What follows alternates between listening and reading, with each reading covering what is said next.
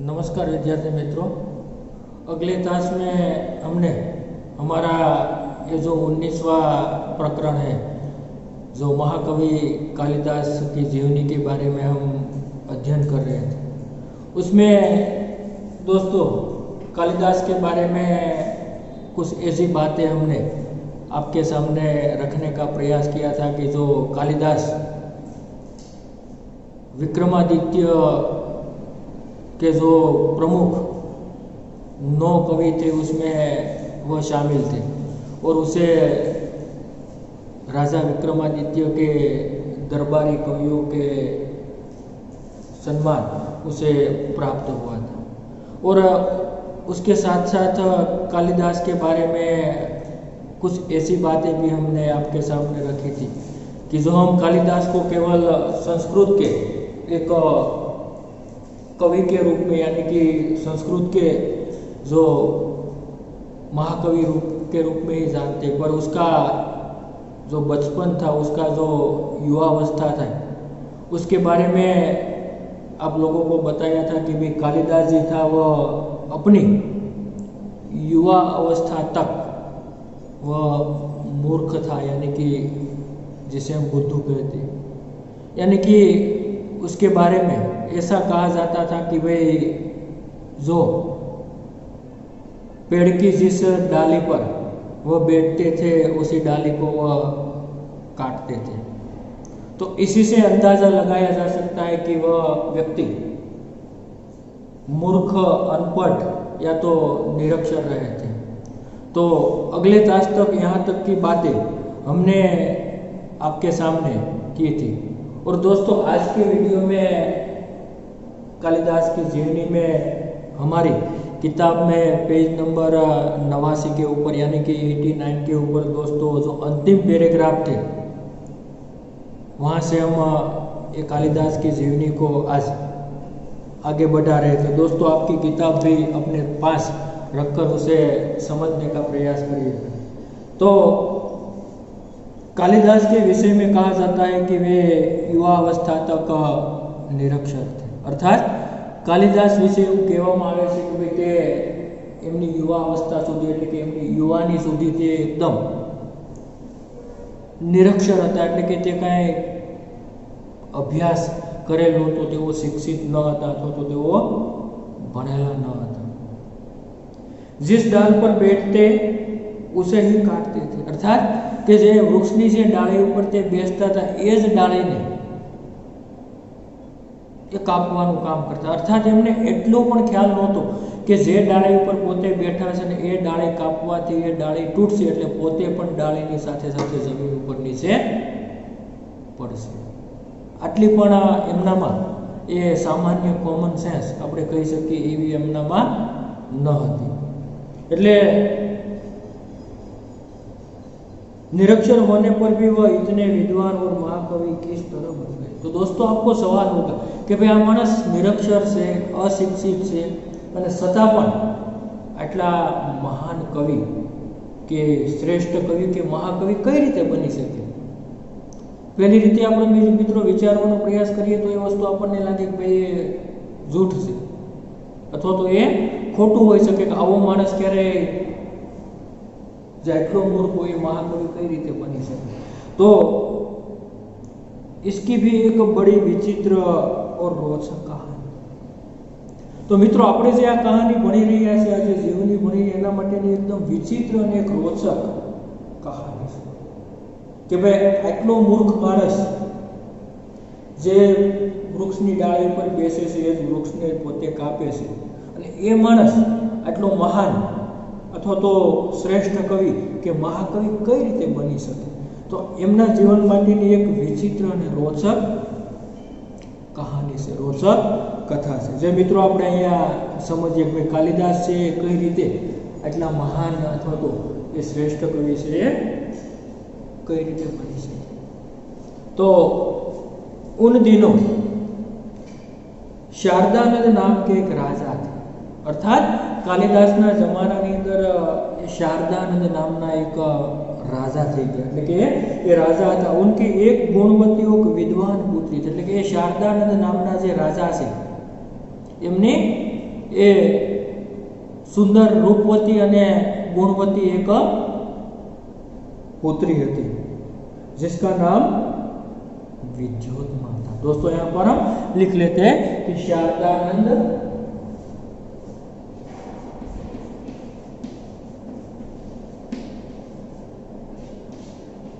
जो राजा का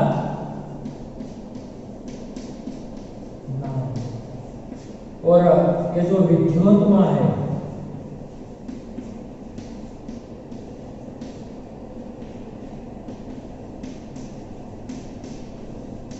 राजा की पुत्री, यानी कि ये जो शारदानंद नाम का जो राजा था उसकी एक पुत्री थी जिसका नाम विद्योत्मा था। विद्योत्मा बहुत सुंदर थी, रूपवती थी, गुणवती थी, इसलिए ऐसा कहा जाता है कि वह बहुत सुंदर और रूपवती भी थी। साथ साथ ये सुंदर पण थी અને રૂપવતી પણ હતી। સાથે સાથે એમનામાં ગુણોનો પણ ભંડાર હતો, એટલે કે એ गुणवती थी, गुणवान थी। उसके रूप, गुण और ज्ञान की प्रशंसा दूर दूर के देशों तक फैली हुई। એટલે કે આજે વિદ્યોત્મા છે એમના રૂપ અને ગુણની પ્રશંસા મિત્રો દૂર દૂરના દેશો સુધી એ જમાનાની અંદર દૂર દૂર સુધી એમના રૂપ અને ગુણની પ્રશંસા, એમના વખાણ એ ફેલાયેલા હતા, એ પ્રસિદ્ધ થયેલી હતી। और विद्योत्मा को अपने रूप, गुण और ज्ञान का बड़ा घमंड था। એટલે કે આ વિદ્યોત્મા છે એનામાં એ પોતે એકદમ સુંદર હતી, રૂપાળી હતી, એકદમ ગુણવાન હતી અને એ રૂપ, ગુણ અને જ્ઞાન એટલે કે જ્ઞાની હતી, એટલે કે એ બધી વસ્તુનું રૂપ, ગુણ અને જ્ઞાન એનું એને ઘમંડ હતું મિત્રો। ઘમંડ એટલે અભિમાન। આ શબ્દને પણ આપણે લખીએ જો घमंड यानी कि अहंकार या तो अभिमान જેના બધું અભિમાન એટલે કે એમને પોતાના રૂપ ઉપર, પોતાના ગુણ ઉપર, પોતાના સૌંદર્ય ઉપર, પોતા જે જ્ઞાની છે એના ઉપર તેમને ખૂબ જ અહંકાર હતો, અભિમાન હતું। એટલે उसने विवाह के संबंध में अपने उस घोषणा कर रखी थी कि जो उसे शास्त्रार्थ में हरा देगा उसी के साथ वह विवाह करेगा। એટલે કે આ વિદ્યોત્મા છે એને પોતાના લગ્ન સંબંધી, પોતાના વિવાહ માટે એવી એક જાહેરાત કરી હતી મિત્રો, ઘોષણા કરી હતી કે ભાઈ જે વ્યક્તિ અથવા તો જે યુવક શાસ્ત્ર સંબંધી વાતોની અંદર એટલે કે જે શાસ્ત્રાર્થની અંદર, શાસ્ત્ર સંબંધી વિચારોની અંદર જે પણ વ્યક્તિ, જે પણ યુવક પોતાની સાથે સ્પર્ધા કરીને પોતાને એ શાસ્ત્રાર્થની અંદર જે હરાવશે તેમની સાથે પોતે લગ્ન કરશે એવું પોતે અહંકારથી, અભિમાનથી એ જમાનાની અંદર એ વિદ્યોતભાઈ એ ઘોષણા કરી।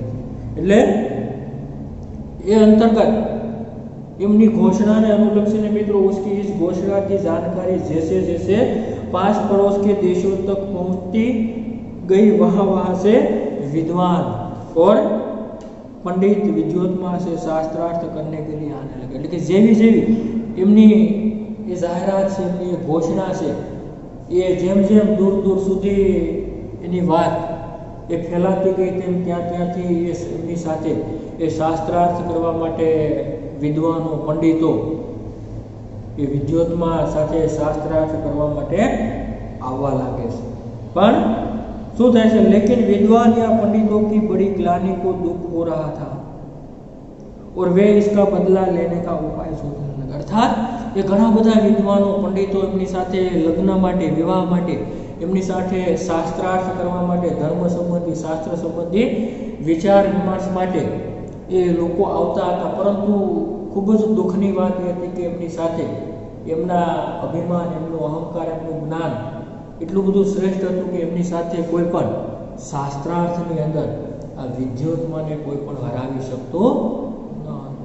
અને એટલા માટે મિત્રો એ પંડિતો, વિદ્વાનોને આ વિદ્યોત્માના આ જ્ઞાન, આ ઘમંડ, આ અભિમાન ઉપર એમને ખૂબ જ ઈર્ષ્યાભાવ થતો હતો। શું કહે છે, इसलिए इसका बदला लेने का उपाय सोचने लगे। ये ईर्ष्या भाव ने कारणे तमाम जे विद्वानों से, पंडितों से ये बधा આ વિદ્યુતમાં સાથે બદલો લેવા માટે કોઈ વિચાર, કોઈ યુક્તિ અથવા તો કોઈ ઉપાય વિચારવા લાગે કે આને કોઈ ને કોઈ પ્રકારે આ ઘમંડી છે, આ જ્ઞાની છે અથવા તો અભિમાની છે, એટલા માટે એને કોઈ ને કોઈ રીતે અમને ખરેખર આપણે આનો બદલો લેવો જોઈએ, એના માટે કંઈક યુક્તિ આપણે વિચારવી જોઈએ, જેથી કરીને આ વિદ્યુતમાં છે એમનું અભિમાન છે, એનું ઘમંડ છે એ ઉતારી શકાય।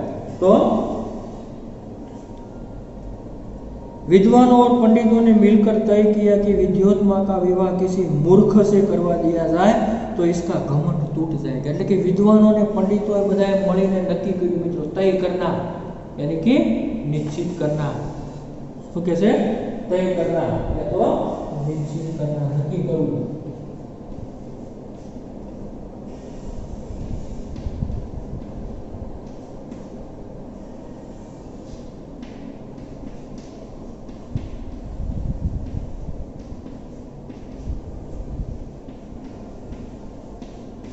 વિદ્વાનો અને પંડિતોએ બધાએ એવું નક્કી કર્યું, એવું નિશ્ચિત કર્યું કે આપણે કોઈને કોઈ પ્રકારે આ જે વિદ્યોતમાં છે એમના વિવાહ અથવા તો એમના લગ્ન કોઈ એવા મૂર્ખ સાથે અથવા તો કોઈ એવા બુદ્ધુ માણસ સાથે આપણે કરાવી દઈએ જેથી કરીને એમનું આ અભિમાન છે, એમનું આ ઘમંડ છે અથવા તો એમનું આ અહંકાર છે એ ઉતરી જાય। तो संयोग से उन्हें एक दिन एक ऐसा ही मूर्ख युवक ने संजोगोवशात मित्रों आ पंडितों विद्वानों जे अगाउथी नक्की कर्युं छे ए प्रमाणे एमने एक एवो ज मूर्ख माणस के जेमने विद्योत्मा साथे लग्न कराव्यानी जे एमणे नक्की कर्युं हतुं, विचार्युं हतुं, एवो एक तय निश्चित किया था। तो संजोगोवशात एमने एवो ज एक मूर्ख माणस, एवो ज एक माणस छे एमने मळी रहे छे। तो वह पेड़ की जिस डाल पर बैठा था उसे काट रहा था। आ माणस एमने एवो मळे छे पंडितो जे वृक्षनी डाળી ઉપર એ બેઠેલો છે એ જ વૃક્ષની ડાળીને પોતે કાપી રહ્યો છે। पंडितों तथा विद्वानों को लगा कि उससे बड़ा मूर्ख और कौन होगा। आ प्रकारना आ व्यक्तिने जोयो કે જે વૃક્ષની ડાળ ઉપર બેઠેલો છે એ જ વૃક્ષની ડાળ છે એ કાપી રહ્યો છે, તો આનાથી વધારે બીજો મૂર્ખ क्यों हो सके। अब इन्हें नक्की कर्યું।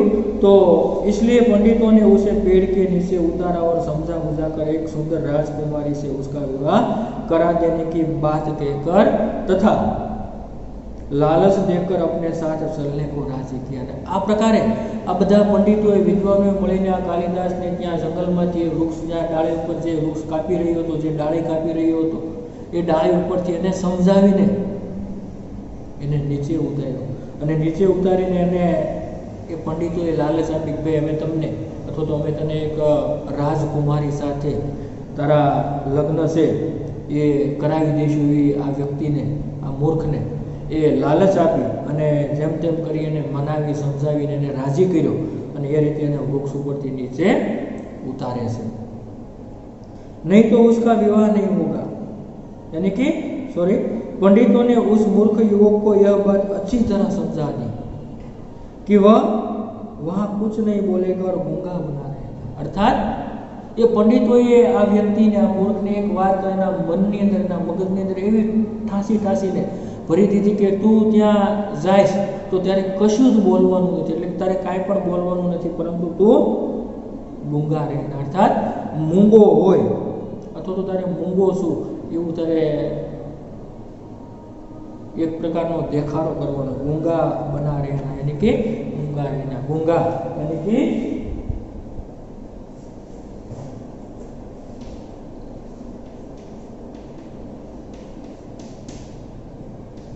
मौन, तो क्या कहेंगे मैं गूंगा।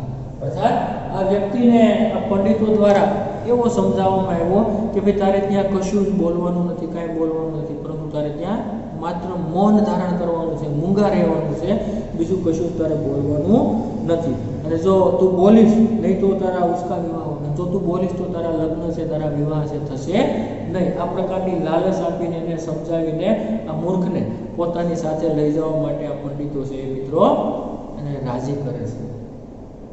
तो वह मूर्ख युवक बड़ा खुश हुआ। आ प्रकारनी लालचने कारणे आ मूर्ख माणस खूब ज खुश थई गयो, खूब ज प्रसन्न थई गयो અને उसने पंडितों की बात मान ली और उसके द्वारा दिए गए अच्छे अच्छे कपड़े पहने। પછી એમણે તો આવવા માટે રાજી થઈ જાય છે આ યુવક। પંડિતો દ્વારા આપવામાં આવેલા સરસ મજાના નવા અને સુંદર ફેશનેબલ કપડાં છે મિત્રો એમણે લઈ લીધા અને એ પહેરીને સરસ રીતે અપ ટુ ડેટ આ યુવક છે એ તૈયાર થઈ જાય છે અને पंडित उसे विद्योतमा के पास शास्त्रार्थ के लिए ले गए। પછી આ પંડિતો છે એ બધા પોતાની અગાઉના ઉપાય યુક્તિ પ્રમાણે બધાને મળીને શાસ્ત્રાર્થ કરવા માટે રાજાની જે કુંવરી છે, રાજાની જે પુત્રી છે એ વિદ્યોતમા પાસે એ બધા જઈને લઈ જાય છે।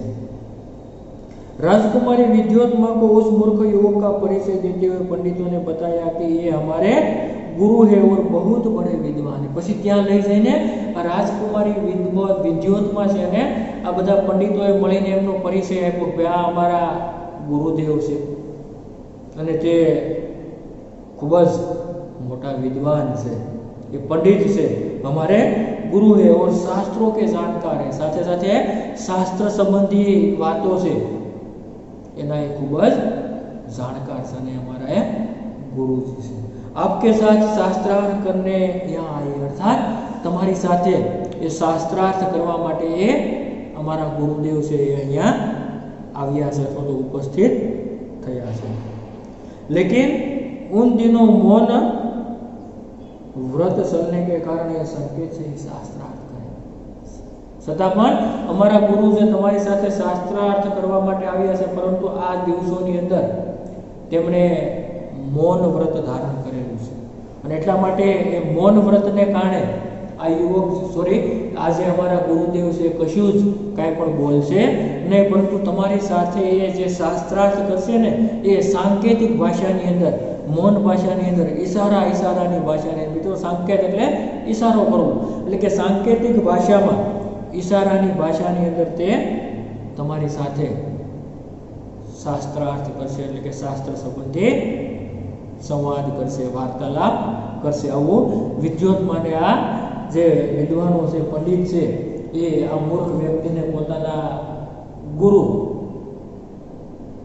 ધારણ કરીને, ગુરુ સમજીને એ વિદ્યોતમા સાથે શાસ્ત્રાર્થ કરવા માટે એને લઈ આવે છે અને આવી યુક્તિ યોજી અને શાસ્ત્રાર્થ કરવા માટે વિદ્યોતમા પાસે આ માણસ એ આવી જાય છે। तो राजकुमारी विद्योतमा को उस मूर्ख युवक का परिचय देते हुए इस प्रकार से बात करती और तब विद्योतमा पंडितों की यह छल भरी बात नहीं समझ सकी। पर आज विद्योतमा से पंडितों ने आ कपट भरेली बात मित्रों, छल એટલે कपट कि भाई विद्योतमा ये पंडितों की जो छल भरी बात, छल यानी कि कपट के ये जो पंडितों की छल भरी कपट भरी बात वो विद्योतमा नहीं समझ पाती है और शास्त्रार्थ के लिए तैयार होगी અને એ શાસ્ત્રાર્થ કરવા માટે વિદ્યોતમા છે આ વ્યક્તિ સાથે એ તૈયાર થઈ જાય છે। उसने युवक को एक उंगली दिखाया, उसका भाव था कि ईश्वर एक है। પછી એ શાસ્ત્રાર્થ છે એ પેલા યુવક વચ્ચે અને વિદ્યોતમા વચ્ચે શરૂ થાય છે। પછી આ વિદ્યોતમા છે પેલા પંડિતને એ સામેથી સાંકેતિક ભાષાની અંદર વાત કરવાની છે એટલે પોતે એક આંગળી બતાવે છે જેનો અર્થ વિદ્યોતમાની દ્રષ્ટિએ મિત્રો ઈશ્વર એક છે એવું થાય છે। શું પેલું પોતે શાસ્ત્રાની અંદર પ્રશ્ન કરે છે, પોતાની એક આંગળીનો ઈશારો કરીને એમને બતાવે છે કે ભાઈ ઈશ્વર એક છે એવું વિદ્યોતમાની દ્રષ્ટિએનો અર્થ થાય છે। કે છે કે ભાઈ इसका भाव कि ईश्वर एक था। उस मूर्ख युवक ने समझा कि यह मेरी एक आंख फोड़ डोलना चाहती, પણ આ મૂર્ખ યુવક એવું સમજી બેસે છે કે ભાઈ આ યુવતી છે એ એક આંગળીના ઈશારા દ્વારા મારી એક આંખ फोड़ी देवा इच्छे से। उसने दो उंगलियां दिखाते हुए उसकी दोनों आंखें फोड़ डालने का संकेत किया। પછી શું કર્યું આ મૂર્ખ યુવક કે પોતે એવું સમજ્યું કે આ એક આંગળીના ઈશારા દ્વારા મારી એક આંગળી ફોડી દેવાનું ઈચ્છે છે એટલા માટે પોતે બે આંગળીનો ઈશારો કરે છે, બે આંગળીનો સંકેત કરે છે અને એવું કહેવા માંગે છે કે હું તારી બંને આંગળીઓ હું તારી બંને આંખો હું ફોડી નાખીશ, એવો એ પોતે ઈશારો કરે છે। તો पंडितों ने इस संकेत का अर्थ विद्योत्मा को समझाते हुए, પછી પંડિતો એમની સાથે હતા, એમણે આ સંકેતનો અર્થ विद्योत्मा ने समझावता કહ્યું કે आपके प्रश्न के उत्तर में हमारे गुरुजी का कहना है कि ईश्वर और जीव दो है। क्या कहते हैं कि भाई आपके इस प्रश्न के उत्तर में हमारे गुरुजी का कहना ये है कि भाई ईश्वर और जीव दो है। इस प्रकार वह प्रश्न का उत्तर विद्योत्मा को पंडितों द्वारा, विद्वानों द्वारा उसके गुरुजी के संकेतिक भाषा को समझाते हुए विद्योत्मा को कह देते कि हमारे गुरुजी का कहना है कि ईश्वर और जीव दो है। इस बार राजकुमारी विद्योत्मा ने 5 उंगलियां दिखाकर 5 तत्वों का संकेत किया। फरी पाછી બીજા પ્રશ્નના સ્વરૂપની અંદર વિદ્યોત્માએ પોતાની 5 આંગળી બતાવીને 5 તત્વોનો संकेत કર્યો। કોઈ 5 तत्व છે મિત્રો કે ભાઈ ये 5 तत्व क्या क्या, तो हम कह सकते हैं भूमि, आकाश, हवा, पानी और अग्नि। ये 5 तत्व यानी कि ये विद्योत्मा 5 उंगलियों का संकेत करते हुए कहना चाहती है कि वे 5 तत्व है जो आकाश, धरती यानी कि भूमि, हवा, पानी और अग्नि, ये 5 तत्व है। तो उसके जवाब में शास्त्रार्थ के लिए वो मूर्ख जो युवक था वह उसे क्या बताना कि उस मूर्ख ने समझा कि वह मेरे मुंह पर तमाशा मारने का संकेत कर रही है। અને જ્યારે જેવી વિદ્યોતમાં એમને 5 આંગળીઓ બતાવવાનો સંકેત કરે છે ત્યારે એ મૂર્ખ વ્યક્તિ એવું સમજે છે કે ભાઈ આ 5 આંગળી દ્વારા આ મારા મોઢા ઉપર એક તમાચો મારવાનું મને કહે છે, એવું એ વ્યક્તિ સમજે છે। એટલા માટે એના प्रत्युत्तर स्वरूप, एना जवाब स्वरूपे उसने मुट्ठी बांधकर तमाचे का जवाब घूसे से देने का संकेत किया। શું કહે છે? એણે પોતાની પહેલે તો 5 આંગળી બતાવી પણ પોતે 5 આંગળીને વાળીને એક પ્રકારનો ધુંબો બતાવીને એમને એ તમાશાનો જવાબ પોતે ધુંબો મારીને એ આપશે, આ પ્રકારનો સંકેત પોતે ये मूर्ख युवक से ने आपे છે કે 5 आंगली को जो उंगलियों को वह तमाशे का जवाब वो धूसों से देना संकेत किया। पंडितों ने इस बार भी विद्योत्मा को इस संकेत का अर्थ बताते फरी पासु ये पंडितों ये कालिदास नो ये जे इशारो હતો એ इशाराનો જે સંકેત હતો એનો अर्थ बतावता हमने કહ્યું કે आपने 5 उंगलियों से 5 तत्वों का संकेत किया था। अर्थात विद्योत्मा ने कहते कि तमे 5 आंगळीओ द्वारा 5 तत्वों संकेत कर्यो हतो, लेकिन हमारे गुरुजी का कहना है कि 5 तत्वों के मिलने से सृष्टि का निर्माण होता है, अलग अलग रहने में नहीं। यानी कि हमारे गुरुजी का कहना ये है कि भी ये जो 5 तत्व है वह 5 तत्व जो मिल जाए, इसी प्रकार उन्होंने ये दूसरे का जो संकेत किया कि 5 तत्वों जो ये मिल जाए तो 5 तत्व मिलने से ही सृष्टि का ये निर्माण होता है। એટલે કે આ 5 તત્વો જો મળે તો જ આ સૃષ્ટિનું નિર્માણ છે એ થઈ શકે, આવું અલગ અલગ રહેને છે નહીં। અર્થાત એ 5 તત્વો અલગ અલગ રહેવાથી સૃષ્ટિનું નિર્માણ થઈ શકે નહીં, આવું અમારા ગુરુજીનો સંકેત છે, એવું વિદ્વાનો આ પંડિતો છે એ આ વિદ્યોત્માને समझाने से। तो इस तरह उपरोक्त शास्त्रार्थ में विद्योत्मा ने उस मूर्ख युवक से अपनी हार मान ली। એટલે આ પ્રકારના આ પ્રશ્નોની અંદર આ શાસ્ત્રાર્થની અંદર વિદ્યોત્મા છે એ આ મૂર્ખ યુવક સાથે પોતાની હાર છે એ સ્વીકારી લે છે, હાર માની લે છે।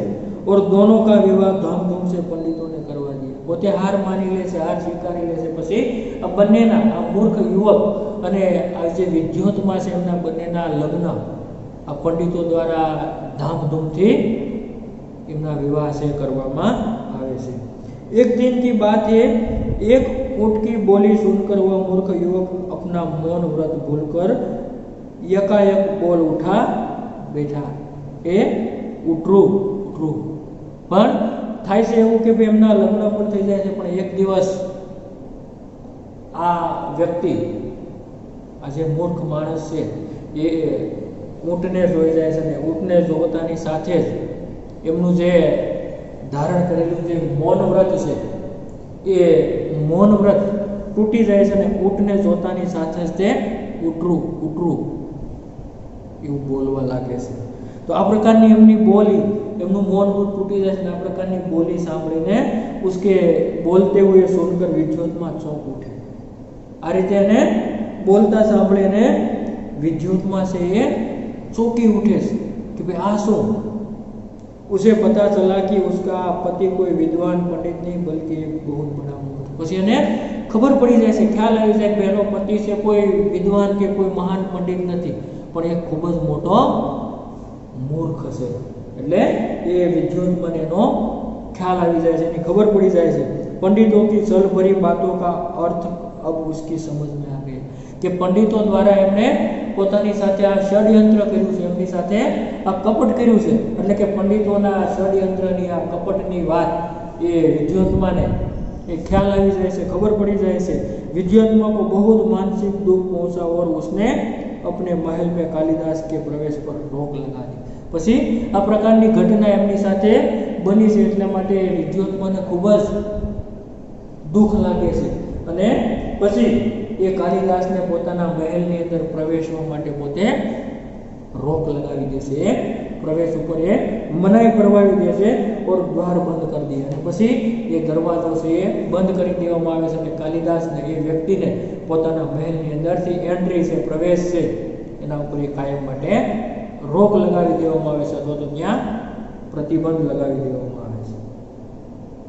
कठोर उपासना से उसे माँ काली का वरदान प्राप्त हुआ और उसे कालिका दास होने के कारण कालिदास नाम प्राप्त हुआ. પછી મિત્રો એવું થાય છે કે કાલિદાસને કોઠરીની અંદર, મહેલની અંદર એ પૂરીને એ દરવાજો છે બંધ કરી દેવામાં આવે છે. પછી એ આ મૂર્ખ માણસ એ મહાકાળી માતાની એ કઠોર સાધના કરે છે અને કઠોર સાધનાને કારણે ये काली का दास बन जाता है, सेवक.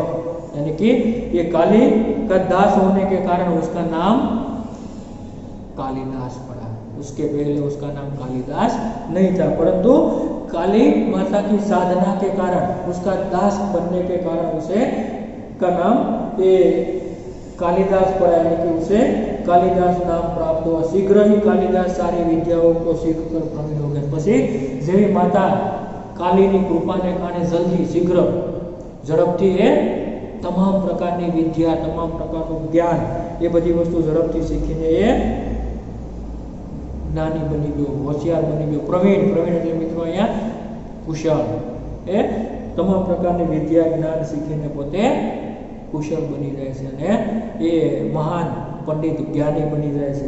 राजनीति, धर्मशास्त्र और साहित्य का अच्छा ज्ञान प्राप्त कर फिर वे विद्योत्मा के पास उठे. પછી તો મિત્રો એ તમામ પ્રકારનું રાજનીતિ હોય, સંસ્કૃત હોય, ધર્મશાસ્ત્ર હોય, સાહિત્ય શાસ્ત્ર હોય, તમામ ક્ષેત્રનું એને ઊંડું જ્ઞાન પ્રાપ્ત કર્યું, ખૂબ જ વિદ્યા પ્રાપ્ત કરી અને તે જલ્દી આ પોતાનું જ્ઞાન છે એ શીખીને કાલિદાસ છે એ વિદ્યોત્મા પાસે જાય છે. ફરી પાછો પોતે જ્ઞાની બનીને, પંડિત બનીને સંસ્કૃતનું જ્ઞાન, ધર્મશાસ્ત્રોનું જ્ઞાન, રાજનીતિનું જ્ઞાન, સાહિત્ય શાસ્ત્રનું જ્ઞાન, આ તમામ પ્રકારનું જ્ઞાન શીખીને એ વિદ્યોત્મા પાસે જલ્દી એ જાય છે. દ્વાર તબ ભી બંધ થા. અને એ સમયે પણ મિત્રો એ દરવાજા છે મહેલના એ બંધ હતા અને પોતે कवि ने अपने विद्वान होने के प्रमाण स्वरूप संस्कृत में द्वार खोलने के लिए विद्योत्मा से प्रार्थना की. પછી એ પોતાનું જે જ્ઞાન છે, જ્ઞાનનું પ્રમાણ આપવા માટે પોતે ખરેખર હવે વિદ્વાન બની ગયો છે, જ્ઞાની બની ગયો છે, એટલા માટે એ જ્ઞાનની પરીક્ષાનું એક પ્રમાણ એટલે કે એમનો એ પુરાવો આપવા માટે એ વિદ્યોત્માને સંસ્કૃત ભાષાની અંદર દરવાજા ખોલવા માટે, દ્વાર ખોલવા માટે એ प्रार्थना करे से कि अनावृत्ति कपाट द्वार देही. कि भाई बंध द्वार, कपाट એટલે મિત્રો એ બંધ, દ્વાર એટલે દરવાજા, અનાવૃત એટલે ખોલો. જે સંસ્કૃતની અંદર એ ઉક્તિ છે કે ભાઈ અનાવૃત કપાટ દ્વાર દેહી, અર્થાત બંધ દ્વાર હવે ખોલો. આ પ્રકારે એ કાલિદાસ એ પોતાની પત્નીને મહેલના બંધ દરવાજા ખોલવા માટે એ સંસ્કૃતની અંદર બોલે છે, પ્રમાણ આપે છે, અનાવૃત કપાટ દ્વાર દેહી, અર્થાત બંધ દ્વાર ખોલો, એવું એ વિધાન બોલે છે. જ્યારે અંદર છે પત્ની વિદ્યોતમાને પૂછાય, અને અંદરથી પોતાની પત્ની વિદ્યોતમા છે એને પૂછે છે, અસ્તિ કચિદ વાગ્વિશેષ, અસ્તિ કચિદ વાગ્વિશેષ, કે ભાઈ તમારી વાણીની અંદર વિશેષતા આવી. શું કહે છે સંસ્કૃત ભાષાની અંદર કે અસ્તિ કચિદ વાગ્વિશેષ, અર્થાત તમારી વાણીમાં વિશેષતા આવી. આ પ્રકારે એ વિદ્યોતમાં છે એ પણ સામેથી સંસ્કૃતની અંદર એ ઉત્તર કરે છે, પ્રત્યુત્તર કરે છે, અને એ રીતે એ કાલિદાસ એ પંડિત બની જાય છે, વિદ્વાન બની જાય છે. તો વિદ્યાર્થી મિત્રો, આજના આ વિડીયો લેક્ચરની અંદર પાર્ટ 2 આપણે અહીંયા સુધી રાખીએ છીએ. આગળના નેક્સ્ટ વિડીયો લેક્ચરની અંદર એટલે કે પાર્ટ 3ની અંદર આપણે આ મહાકવિ કાલિદાસની જે જીવની છે એનું એ અંત એટલે કે એ સમાપન એ આગળના નેક્સ્ટ વિડીયો લેક્ચરની અંદર કરીશું. અહીંયા સુધી આપણે આ વિડીયો લેક્ચર રાખીએ છીએ.